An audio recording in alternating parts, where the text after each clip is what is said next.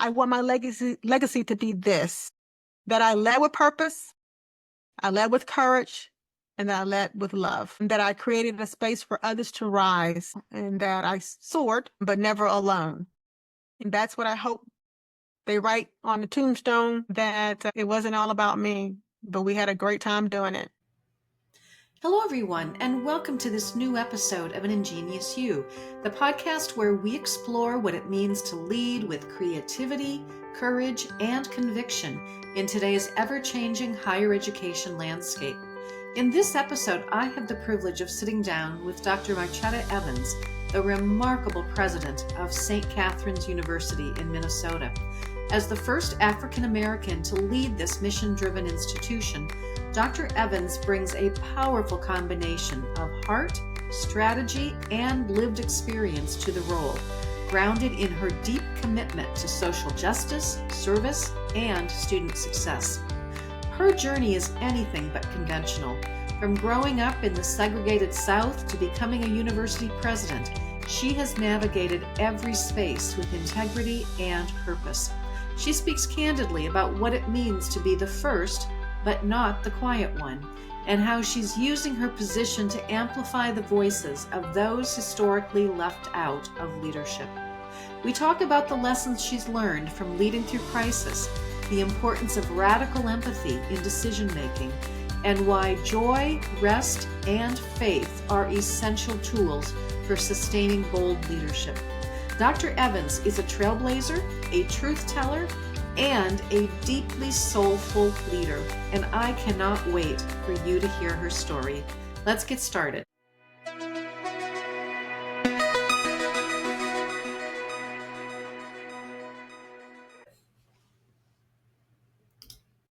President Evans, I am delighted to welcome you today to the Ingenious You community.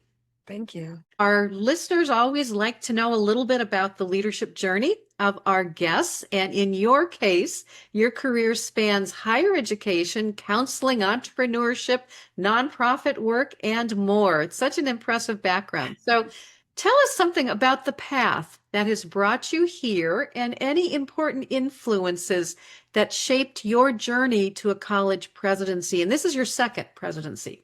It is. And so, again, excited about being a part of this conversation today.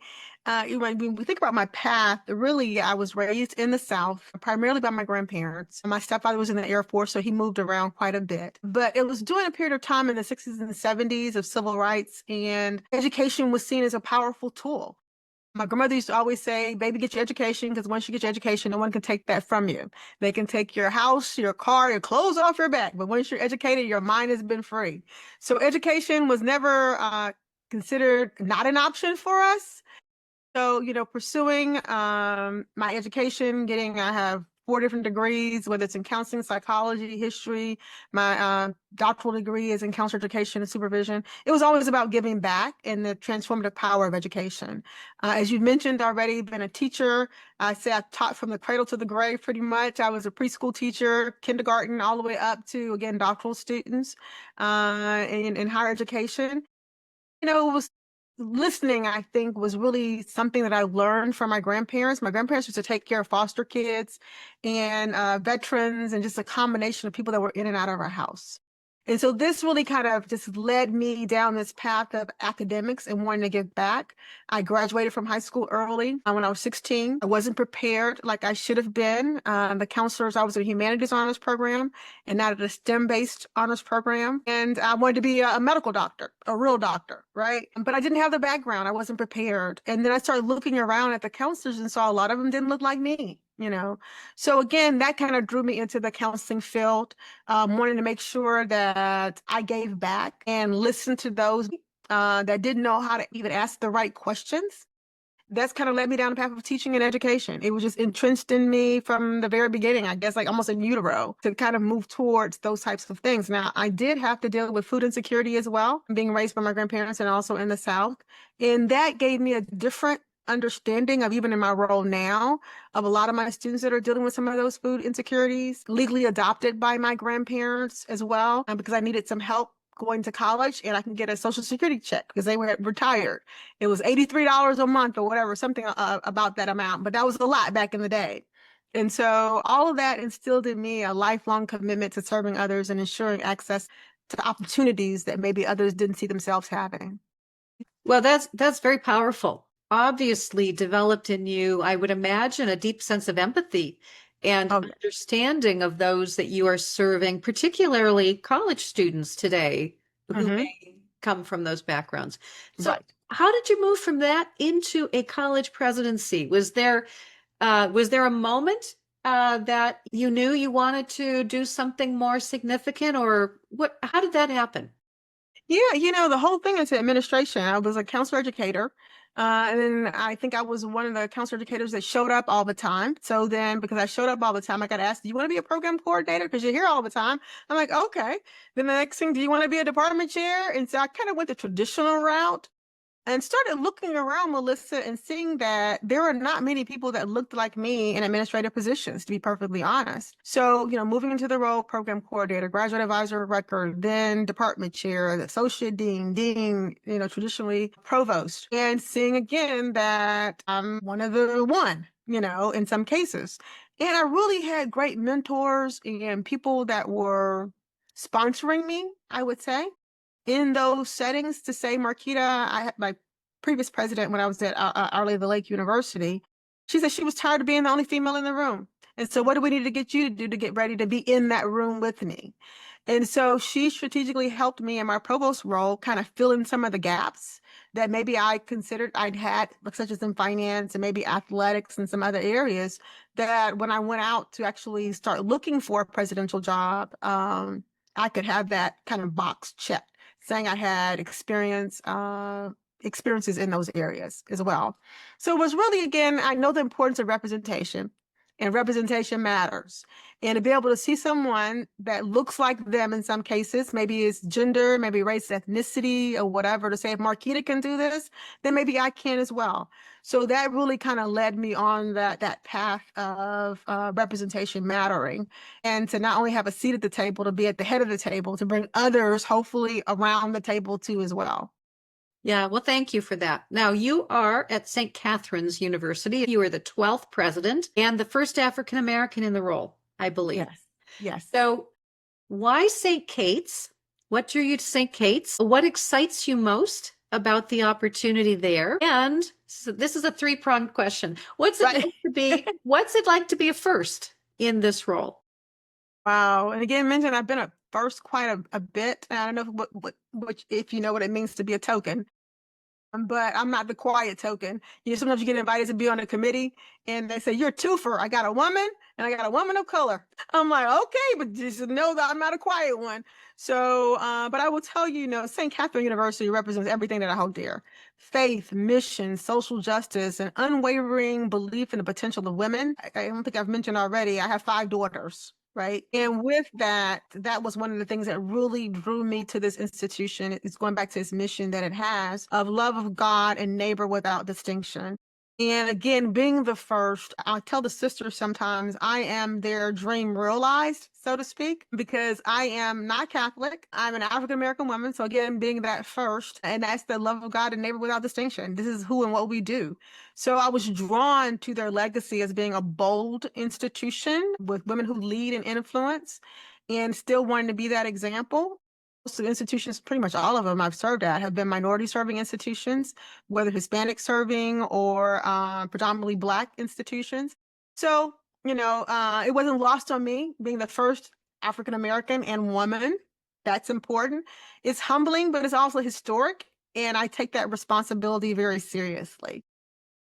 What excites me most, though, going back to the other part of your question, is our students. It's always students for me. Faculty and staff are right there, pretty close, but I love my job. People talk about their job and the work and how hard it is. And yes, it is very hard, especially in the climate we're in right now. But I love what I do. And when I think about my students, them being change makers, truth tellers, innovators, we just had graduation and we had over 1,100 students walk across the stage.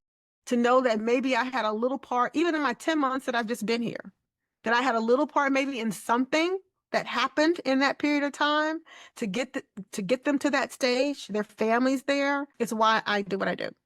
Yeah. It's purely my calling, and I know it's my joy as well. Yeah. Doesn't get much better, does it? And No, it does not. And for the families, because again, you're bringing about systems change. When a lot of my students are first generation, almost half of my students here are first generation. And I don't know if you know a lot about the Twin Cities, but we have a huge Somali population here, Hmong as well. Very diverse. We're one of the most diverse institutions in the state, probably, in this area. And so to see the families come, we have people requesting 30 tickets for graduation. We can only give 7. So, again, just the crowds outside of our auditorium of the families that are impacted by a student graduating is just amazing to see. I want to ask you to go a little deeper in terms of the experience of being a first, Wow. whether whether it's there at St. Kate's or previously in Bloomfield. your life. What Hmm. is that experience like? There are many, many women or others who represent being a first Right. who aspire to higher roles. And so I'm curious what you could share that might be helpful to them. Well, again, I think being kind of raised the way I was by my grandmother, she basically raised me that, and I think we're going to talk about this a little bit later on too, as well, that first off, you have to get rid of the imposter syndrome. Uh, You belong in that space. Your voice matters. If they've invited you in, use it. But being the first, you're the first. When you look around the room and you see that you are, or you're the only, if not the first, in some cases too, being the only. What are you doing with that opportunity? You have a responsibility and there's a privilege. How are you using it to not only bring light, but making sure that you're using it to bring others with you? And so that's how I've always used it. Sometimes you get people that are the first and, they kind of relish in it and are excited about it, but then they forget how they got there and who helped them get there. And then what are they doing with that opportunity? And so, I tell people, sometimes people talk about falling into leadership or falling into positions. For me, Melissa, I was very intentional.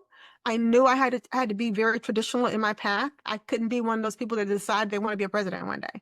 I had to make sure I checked all the boxes. I had to be the full professor. I had to have a national presidency of my American Counseling Association or Association for Creativity and Counseling. I had to publish books and do a special edition in our tier journal, tier 1 journal. Those kinds of things I had to check off. And sometimes when you are a minority, or when you're a woman, you have to do more. In some cases, we call it a black tax. You have to pay more to maybe even get the opportunity to get in the door. That's okay. Do what you need to do. I don't say it's okay, but do what you need to do to have that moment and opportunity and know what the steps are. You have some people who just want to be a president. They haven't even been an assistant professor yet, or they haven't done this or that, and they think, well, I just want to be a university president. Why? You know, what is your purpose and what is your passion of why you want to do that? And just having that purpose-filled path, I think is extremely important. Wise, wise words. So let's go a Yeah. little deeper in terms of your leadership style, Mhm. strengths, and my favorite question, your superpower, but we'll hold that a second. So, how would you describe your typical leadership style? And let me frame this for you. If I were a faculty member, let's say, on your campus, what would I see? How would I experience you as a leader? You know what? I just got a card, and it's a thank you card from one of my faculty members, Oh. right? And one of the things she says, Dear President Evans, just a note to say how much I appreciate your inclusive, collaborative approach here at St. Kate's. Having been here through 5 presidents, I very much recognize the complexity of your work and your efforts to collaborate with faculty and staff in living our mission and vision. That was perfect for me. I needed that today. So, when we talk about my leadership style, it really is kind of rooted in what I call collaboration and transparency. And maybe it goes back to my counseling background of, we need to talk about it. I need to be transparent.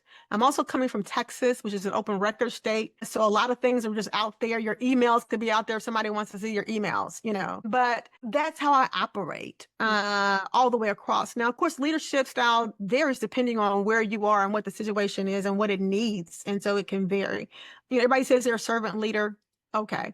But sometimes if I have a new assistant professor, they need more guidance than maybe my SVP does, hopefully, as far as basic things and doing their job. what committees to take as a new faculty member. Don't take one that's too time consuming, just basic things as far as helping lead and guide them versus, again, dealing with, millions of dollars of budgets with an SVP.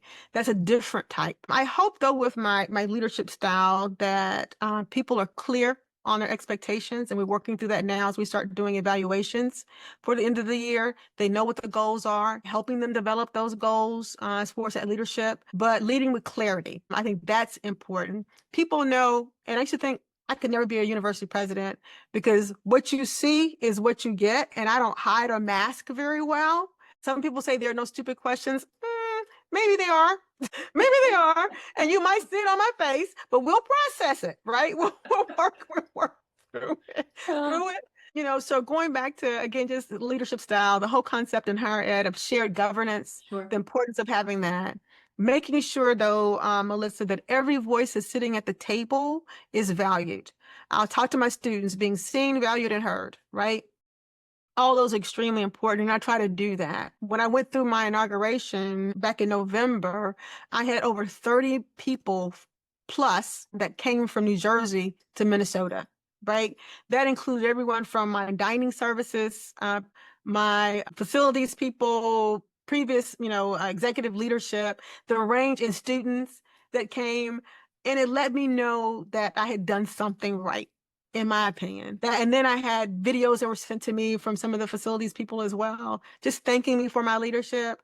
I try to lead with heart and keep people at the forefront, but I lead with strategy too as well. And those are important concepts to me. Leading with heart, because we had to make some really hard decisions in my previous institution.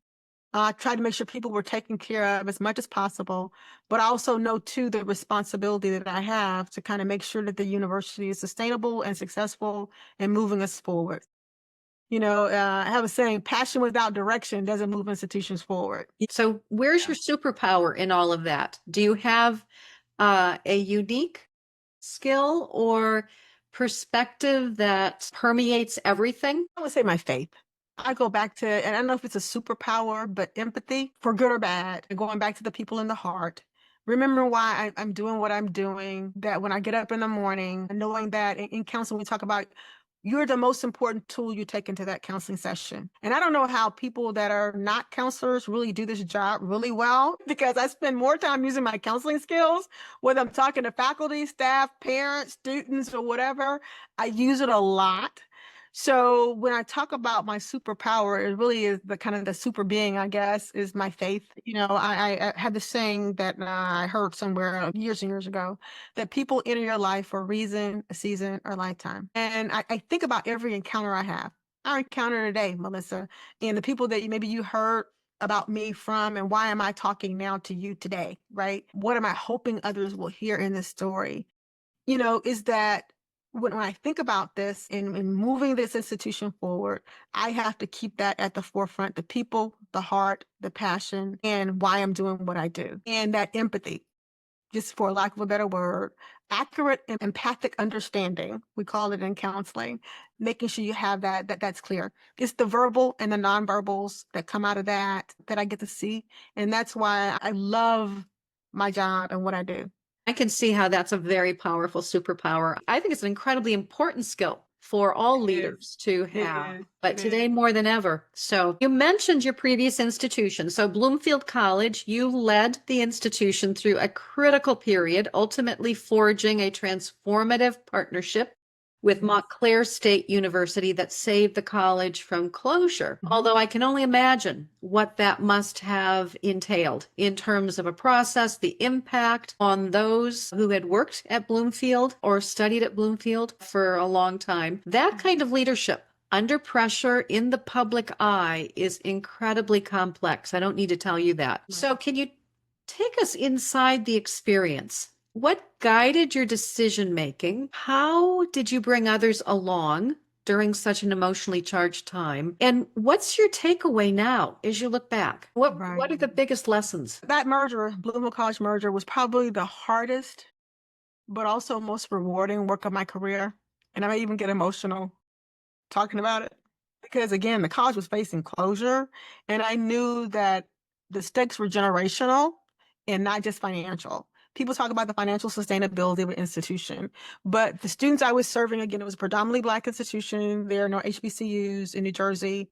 Um, first generation, low income. The median family income for my students was less than $33,000. I don't even know how that's possible living in New Jersey. And I knew that we could not let this institution fail because these students that had chosen to come to Bloomfield might not choose anywhere else. We were small, liberal arts focused, again, minority serving. We were Hispanic serving as well. Um, we needed to save this institution. And I will tell you, going back to what you asked me earlier, Melissa, related to my faith, I'm like, Lord, I know you didn't bring me here from San Antonio, Texas, where I had a great job, for this institution to fail. And we really were on a path of increasing our enrollment, turning the institution around, and then COVID happened. Because I went there in 2019, and then in March of 2020, I say all hell broke loose. And we lost so many students because, again, if you think about all the descriptors I gave a little while ago, these students couldn't afford to continue higher education when they had to stay at home, take care of family members, get another job. I had one student, Melissa, to lose 9 family members. 9 family members from COVID, died. My administrative assistant was on a ventilator for over 2 months because, again, earlier on, she had gone to a prayer meeting and several of the people of our prayer group actually passed away. And so, again, it was just that kind of thing that was happening. And so we had to do something significantly to save the institution. We didn't just need a plan. We needed to make sure that we had trust, transparency, truth telling. And what I mean by that is opened up, we start going through and saying we had to do some things financially, couldn't give raises, couldn't give benefits, couldn't do these types of things or whatever. I did a voluntary separation opportunity. The faculty came to me. And again, this goes back to the shared governance. We had come up with this plan, again, financially trying to mitigate some of the issues that we're having, the deficits. And the faculty said, well, we would like to be involved in this decision. I literally gave them the books and said, if you could come up with a better plan than what we've come up with as a leadership team, I promise you, I will listen to you, right? You have my guarantee. And so I literally gave them, they had a forensic accountant and all these different people to go through their books, the business faculty to look at it.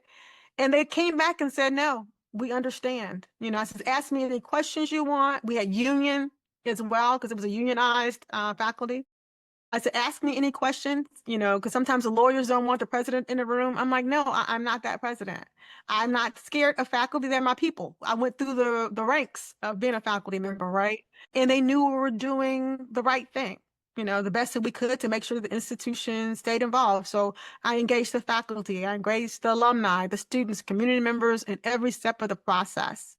And I reminded them that this is not going to be the end of our story. When I had to go talk to the politicians in the state of New Jersey, and this is a miracle in and of itself, and this is when I knew God had a hand in it, in my opinion. We went and asked the state of New Jersey for $12 million, $12.5 million. I asked them for a little bit more, but they gave me $12.5 million, and it was coming up for a vote.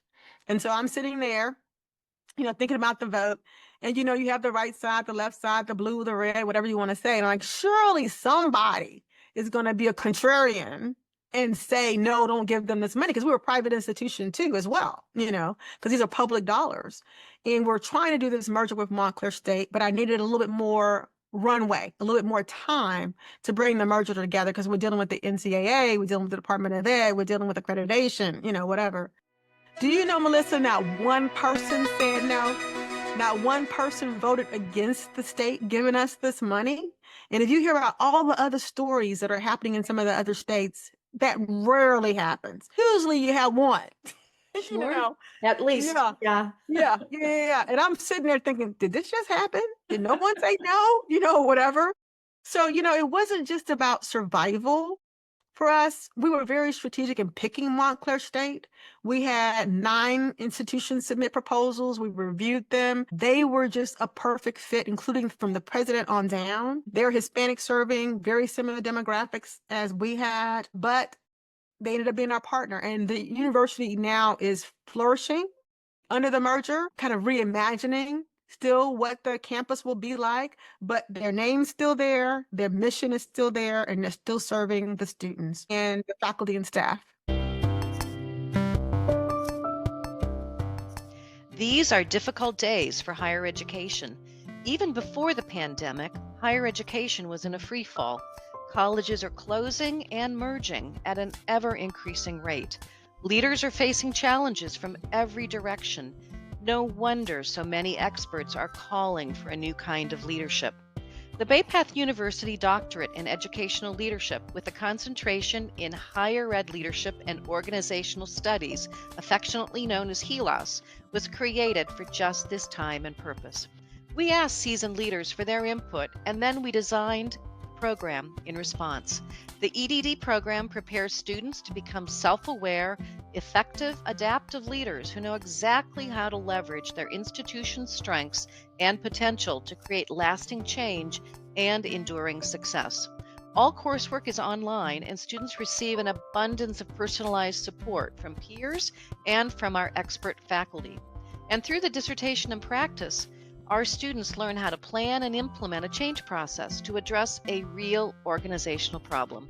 If you want to become a catalyst for change in higher education and have an impact, take the next step by visiting our website at baypath.edu/EDD.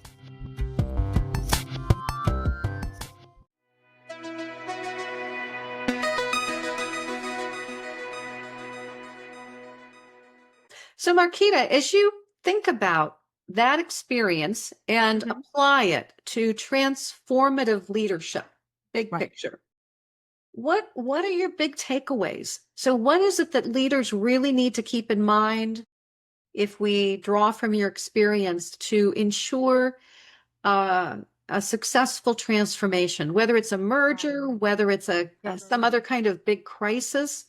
What are the top things that leaders need to know or keep in mind? For me, one, you have to realize it's not about you, in my opinion. And I should always tell them, if one person's going to lose their job through all of this, it's going to be me. I knew I was going to, and I didn't necessarily lose my job. I got moved into a chancellor's role, which was pretty much, I wasn't the president anymore. So we knew that that was going to change. So it can't be about you. You got to have courage too, as well, because you have to make some hard decisions. I was not going to be one of those presidents where faculty and staff showed up and then there was a lock on the door, or you only had a month or 2 or 3 months before the institution was shutting down. That goes back to, I guess, my core, my faith. I just couldn't do that. And I had great faculty, great staff that were there. They needed to be able to make decisions as far as their life. So, we gave them a runway of saying 2 years we had, and things don't change in 2 years, we'll be closed. That meant that they had an opportunity to look for another position if they did. No guarantee, right? But if you stay in the boat with me, I'm going to do my very best to keep the boat afloat. But I know if you have a child in elementary or middle school, you may have to make a different decision because your family may be dependent on your income, right? So what I would tell people is to have courage, have clear communication, transparency. You've got to have that. You got to have, for me, I had to have faith. I had to have a support system. I call my team the dream team. We still call ourselves the dream team because I had the right people with me on the leadership team that had those same core values. That made all the difference in the world. I think of us getting through that. And a lot of them found different jobs. My provost ended up getting a provost job somewhere else and making sure writing those letters, or my HR person now is an HR somewhere else at another institution, making sure I took care of them along the way if they stayed in the boat, right? So that was important. Yeah, boy, those are all really, really important. So I want to talk about equity and access, because you've spent your career championing institutions that serve underrepresented students. So PBIs, HSIs, now you're leading St. Kate's, a place with a very deep commitment to women and social justice. Now, you know what the current political climate is like, where things are being shut down or diminished, or you name it, in terms of diversity and equity. So how do you, as the leader of St. Kate's, institution committed to leading the way in advancing equity, access, social mobility, and all. Mhm. How do you deal with the current context? It's a two-part question. And then how do you advise other leaders who share your commitment, but they may be navigating resistance or pressure or Right. fear, right? There's a lot of Mhm. fear these days as we see what's happening at institutions like Harvard and Columbia and elsewhere. So how do you make sense of all this? And what do you do as the leader of St. Kate's? Pray, but for lack of a better word, right now, I think actually the DEI has been weaponized, and I pretty much have had asked faculty around here, just don't say DEI, say diversity, say equity, say inclusion, talk about social justice, put it under that umbrella. I did a recent post on LinkedIn, and I talked about, after that first executive order came out, I was barreling, flying like a bat out of hell, coming to work, angry, thinking about, my students. It was right before the semester started. Students had emailed me that night, Dr. Evans, should I come to, school because Pell may be taken, this may be taken or whatever, and I can't afford to go to school if these things are taken. And I was just so angry, calling the administration every name I could on my way, and I whipped around a car and red lights went off, and I went, oh my God, not today, whatever. And I had to pull over, and the police officer came up, says, ma'am, why are you in such a hurry? And I went, officer, I'm trying to get to work. It's a really rough day, and I got to get to a meeting. And he looked at me, he kind of tilted his head, and I think I was getting teary too at that point in time because I was just so angry still. And I'm like, Lord, why did you have this cop stop me today? Whatever. But while he was checking everything, on one of my insurance, one of my driver's license, I sat there, and it made me pause and to slow down. And he came back, and it was something, I guess, in the way I looked at him and what I said. He said, I'm not going to give you a ticket. I just need you to slow down. And I looked at him, he looked at me, he walked away. I started bawling like a baby. I just sat there for a while, right? Thinking about, I think, the election results, where we find ourselves now, the impact of this. And I'm the president of this university. I can't be barreling in there like a bat out of hell, saying this or saying that. I'm going to be okay no matter what happens. My kids are fine. They're all graduated, degreed, great jobs or whatever. They're going to be okay. But those students that I have on campus right now that are vulnerable or at risk of losing their funding or losing this or that or whatever, I'm their spokesperson. I'm that tool again, right?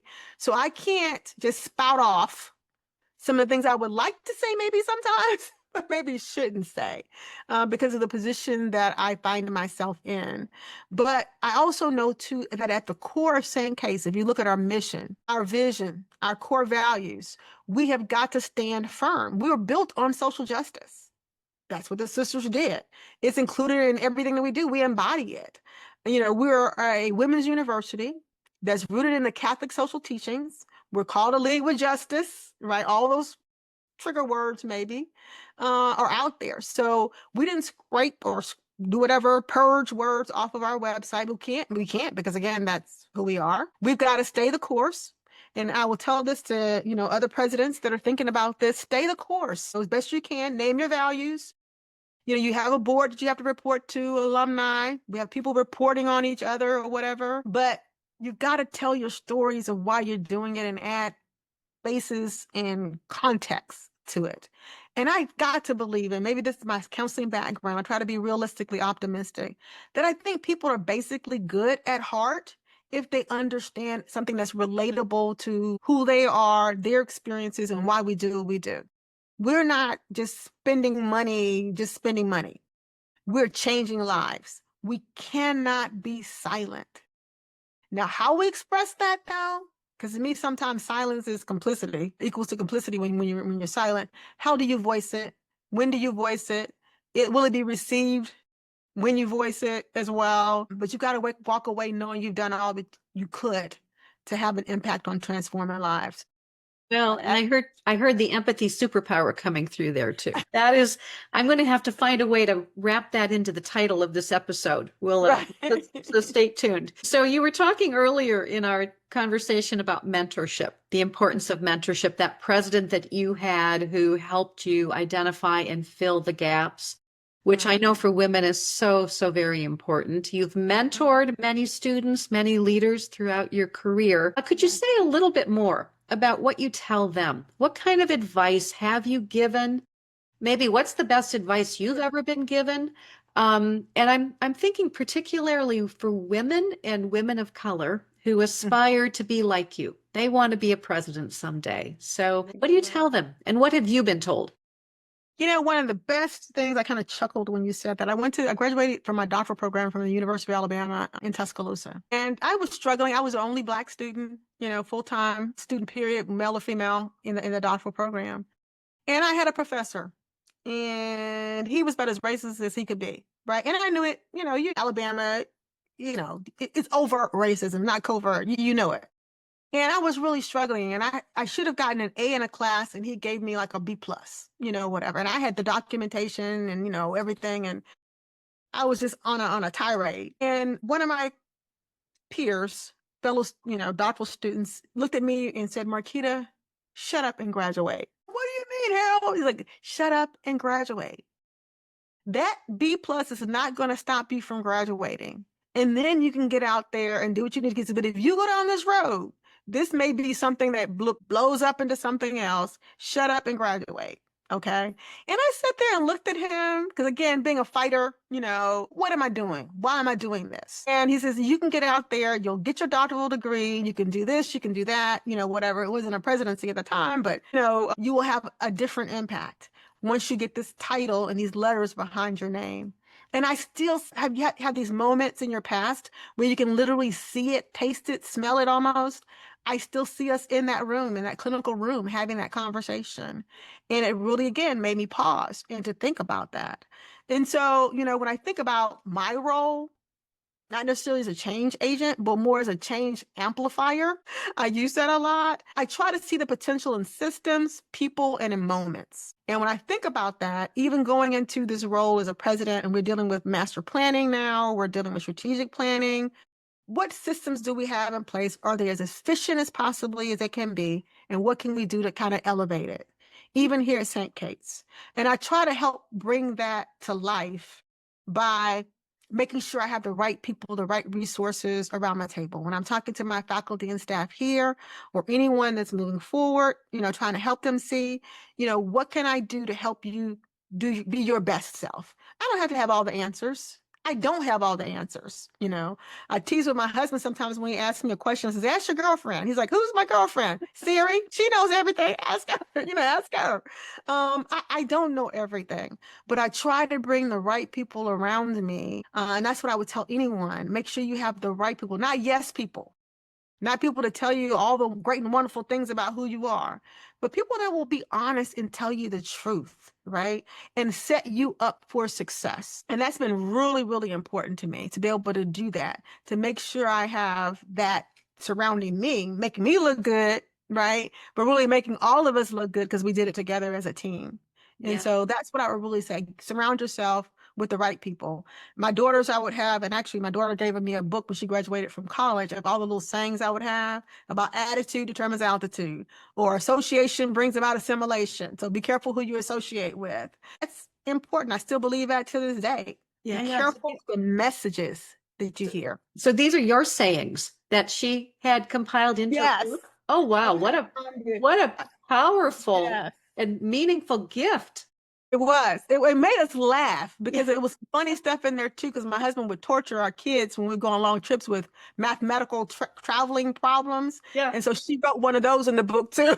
So it's from both of us. Oh, I love that. That's a very meaningful thing. So as you think about your leadership from the very beginning to where you are now, how have you changed? How have you evolved as a leader? Is there anything you wish you had known earlier in your career? It kind of goes back to what I said a little bit earlier, and specifically to women and women of color aspiring to leadership. You belong. Your voice is not too loud. Your ambition is not too much, and your presence is not accidental. Just think about that for a second. Your presence is not accidental. You are here for this time, for this reason, and what are you going to do with it? right? Making sure, again, you have the right people around the table. Who is your tribe? We have a new group that I've become a part of since I've been here in Minnesota called the Unicorns. And it's a group of women, presidents, superintendents, kind of at the higher level, and women of color that come together and talk about how we're doing, how we're moving forward. Again, it goes back to what I was saying earlier. Be careful as to who you surround yourself with. People moving in a positive direction. So yeah, I think that's the thing I want people to kind of remember. Don't wait for permission to lead. You see that there is a void, if you can, right? The other thing that I think I've learned is that a lot of times we use how hard we work as like a badge of honor. But I will tell you right now, don't sacrifice your soul to succeed, right? Rest is important. Joy is not a luxury. Make sure you have joy in your life and that you rest. Because again, if you are broken, you can't help others. Sure. We pour into people all the time. How do we get poured back into? So how do you do that, Makita? Where do you get your joy? Where do you get your energy so that you can remain resilient? Right. So, to be perfectly honest, I picked up a tennis racket. I had a knee replacement done about 5 years ago, and I used to play a lot of tennis. And so, I haven't been trusting with the COVID and things along those lines. And I had been trusting my knee pretty much, even though I had a really special titanium sports knee put in, so I could play. I went out and played tennis for the first time in a very long time. It was awful, but I did it, right? I don't have the books here. I gave somebody else the books. I'm part of like 3 book clubs. We have a big reunion weekend this weekend, and I had like 5 books to read. Whoa. So finding the time to be able to read those books. And actually, we're trying to attract young adult alumni. So all these books are romance novels. And some of them are pretty racy, Melissa. I'm like, did y'all screen these books before? Oh, Music, travel. I love traveling. I'm going on a big Greece, Rome, Turkey cruise with my daughter this summer. good for you. Yeah, just came back from Spain and Portugal earlier this year. Those are the things that help fuel me, and they're cultural trips where Sure. you get involved in the walking tours. We did cooking classes. We did tile making. And this is my tile from Portugal. Oh, that's Purple and beautiful. Beautiful. And then you have a visual reminder that you can Exactly. look at to Yes. kind of fill up the joy on it Yes. afterwards. Yes. So all of these things are wonderful, so important. I think the challenge so many senior leaders, presidents have is making it happen. So Yes. do you have a secret? Do you schedule it out? How do you make sure that you've got time to do these things that feed your soul? Yeah. So every morning when I get up, and I usually get up, I'm a morning person. So I get up and wait from 4:30 to 5 o'clock. The first things I do is I don't know if you're a Mac person, Apple products or whatever, but there's on this news app, there's this game called Quartiles. Okay. And so it's a word game.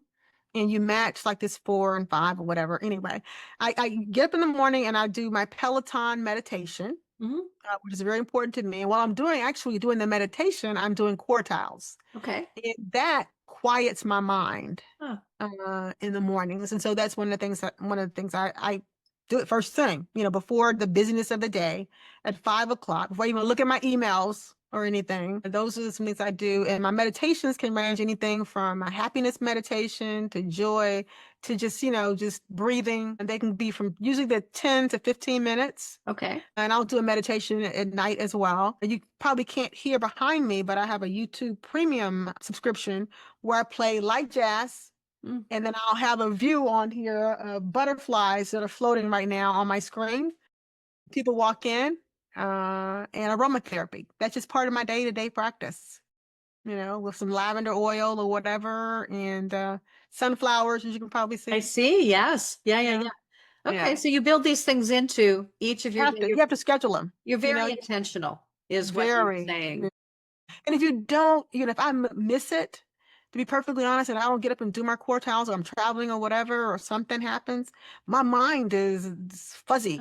You can tell you've missed something. It's like, your prayer or whatever in the morning. Right, You right. miss it. Yeah. Yeah. Well, and that is the secret. If you don't plan for it and be intentional, it doesn't happen. And then Yeah. I had one president talk to me about explain the presidency as like a series of waves, and that you have to develop this mindset and also the capacity to be able to sustain the waves as they come at you. And some are little, you get over those, then you get the big one, and that can Right. deplete your energy, but you have to be able to renew yourself so that you're ready for the next wave. And the things you're talking about are great practices for doing that. So, Yeah. Yeah. Being that I'm a water person, I was actually a water safety instructor and lifeguard, and that's okay. paid to go through college or whatever.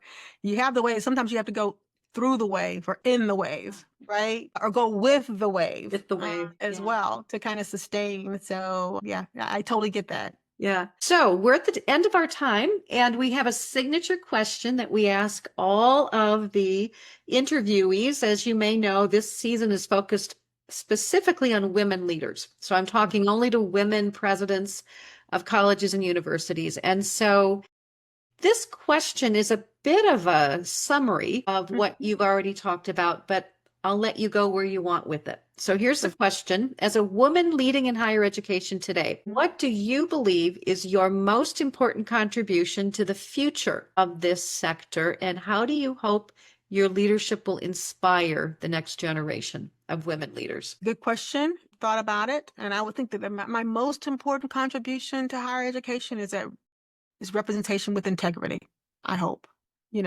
I want young women, especially Black and brown girls, to see what is possible, by seeing me. I want them to see that leadership doesn't mean losing yourself. I still have my natural hair. I still like color, whatever. You don't have to be something that you're not, being authentically who you are. I want my legacy to be this, that I led with purpose, I led with courage, and that I led with love, that I created a space for others to rise as well, and that I soared, but never alone. And so that's what I hope they write on the tombstone, whatever, as far as legacy, that it wasn't all about me, but we had a great time doing it. Yeah. Well, Marcheta, thank you so, so very much. This has been an inspiring conversation. You are an inspiring, joyful presence, and I can see how that is having an impact wherever you are. So thank you for your time today.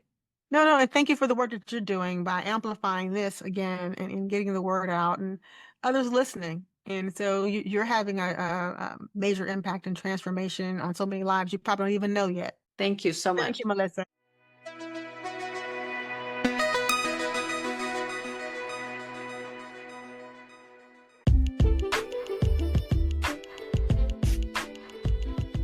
And that's a wrap on today's IngenioUs episode. A very big thank you for tuning in and sharing this time with us. Don't forget to stay in the loop with our Center for Higher Education Leadership and Innovative Practice, the hub that brings this podcast to life. CHELUP is also behind the free monthly webinars on all things cutting edge in higher ed and offers some terrific certificate programs to boot. Have you checked out our YouTube channel yet? It's where the magic of our top-rated episodes from past seasons comes alive with video interviews. Hit that subscribe button so you're always in the know with our latest, greatest content. Like what you heard? Take a moment to rate and review IngenioUs on your podcast platform of choice. Spread the word to your friends and colleagues and invite them to join our IngenioUs circle. Until next time, keep innovating, keep inspiring, and keep making a difference. Stay safe, stay connected, and above all, stay ingenious.